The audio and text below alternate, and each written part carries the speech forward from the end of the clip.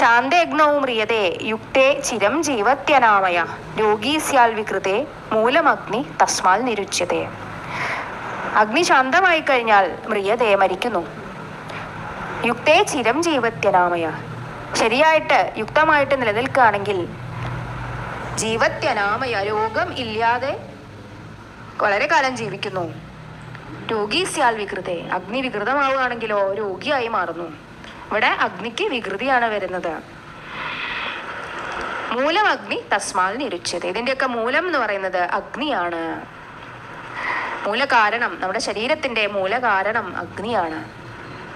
അതുകൊണ്ട് നമ്മൾ അഗ്നിയെ എപ്പോഴും സംരക്ഷിക്കണം. ഈ ഋതുവിൽ പ്രത്യേകിച്ചും. ഈ ഋതുവിൽ ഏറ്റവും അധികം രോഗങ്ങൾ വരാൻ സാധ്യതയുള്ള സമയമാണ്.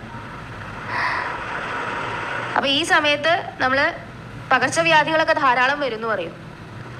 ഈ പകർച്ചവ്യാധികൾ വരുന്നത് ഇമ്മ്യൂണിറ്റി കുറയുന്നതുകൊണ്ടാണ് എന്ന് പറയാറുണ്ട് നമ്മൾ. അപ്പൊ ഈ ഇമ്മ്യൂണിറ്റി എന്ന് പറയുന്നത് അഗ്നിയിൽ അധിഷ്ഠിതമാണ് എന്നുള്ളത് മനസ്സിലാക്കാം.